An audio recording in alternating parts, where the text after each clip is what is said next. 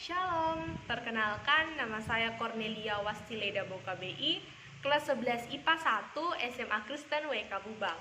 Di video kali ini saya akan menjelaskan bahaya merokok bagi remaja.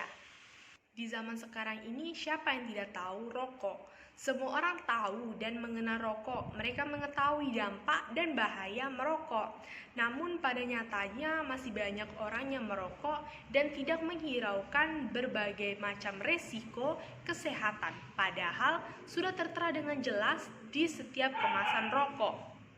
Dari data Kementerian Kesehatan Republik Indonesia menunjukkan sebanyak 80% dari total perokok di Indonesia sudah mulai merokok pada usia di bawah 19 tahun.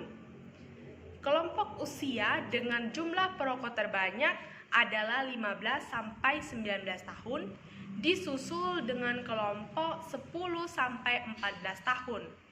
Padahal dampak rokok bagi anak-anak dan remaja sangatlah serius, bahkan dapat menyebabkan kematian pada beberapa kasus parah. Di satu batang rokok terdapat sekitar 7.000 zat kimia yang terkandung di dalamnya. Banyak dari zat tersebut digolongkan sebagai zat beracun dan lebih dari 60 di antaranya bersifat karsinogenik yang dapat menyebabkan kanker. Nah, dari sini dapat kita tarik kesimpulan bahwa rokok dapat merusak berbagai organ yang ada di dalam tubuh kita. Nah, mari kita bahas komponen-komponen apa saja yang menyusun rokok. Di sini kita akan membahas beberapa bahan atau komponen yang terdapat di dalam rokok. Yang pertama itu ada zat nikotin. Nah, zat nikotin inilah yang menyebabkan seorang perokok menjadi candu terhadap rokok dan dapat meningkatkan resiko kanker paru-paru. Nah, yang kedua itu ada tar yang menyebabkan seorang perokok kesulitan bernapas dengan normal.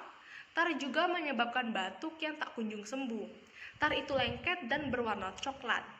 Tar juga menyebabkan kuku dan gigi perokok berwarna kuning dan dapat mengotori paru-paru. Nah, yang ketiga ada karbon monoksida, suatu gas yang dalam jumlah banyak dapat berakibat fatal karena dapat menggantikan oksigen yang seharusnya tersirkulasi di darah. Nah, dalam artian karbon monoksida ini akan menggantikan oksigen untuk mengikat hemoglobin dan diantar ke seluruh tubuh.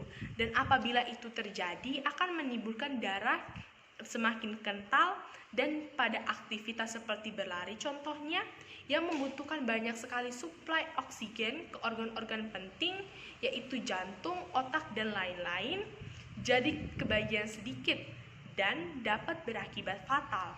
Dan yang keempat ada hidrogen cyanida.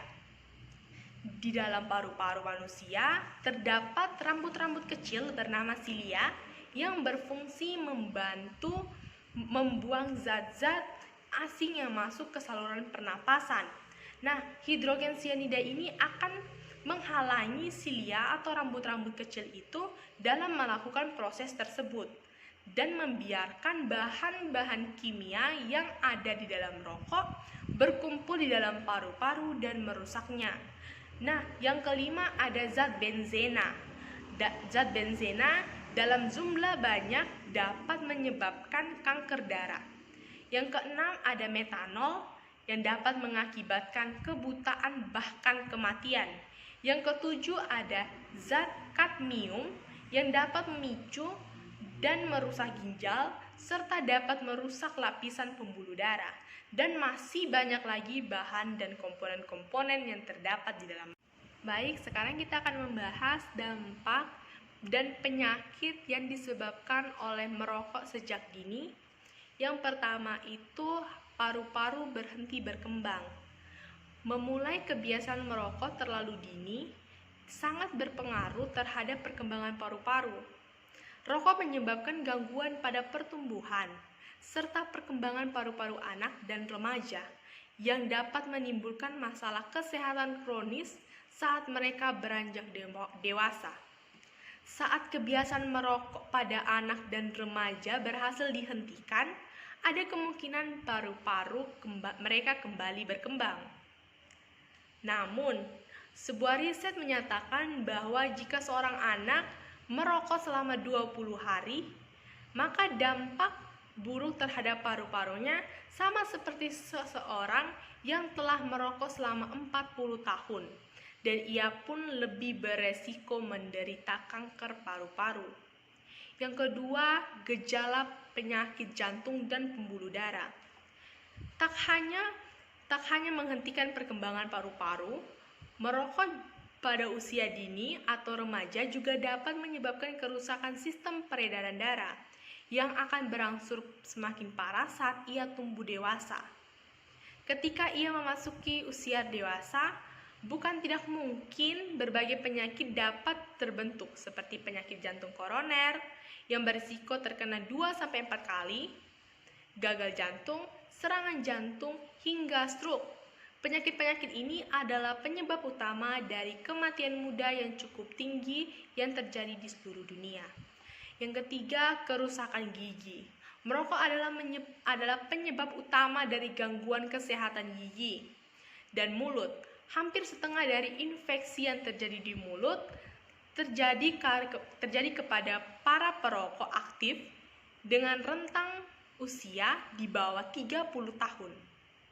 Sebuah riset juga membuktikan hal yang sama, yaitu perokok aktif yang berusia sangat muda memiliki lebih banyak karies plak serta berbagai infeksi gusi dan mulut dibandingkan dengan anak seusia yang tidak merokok.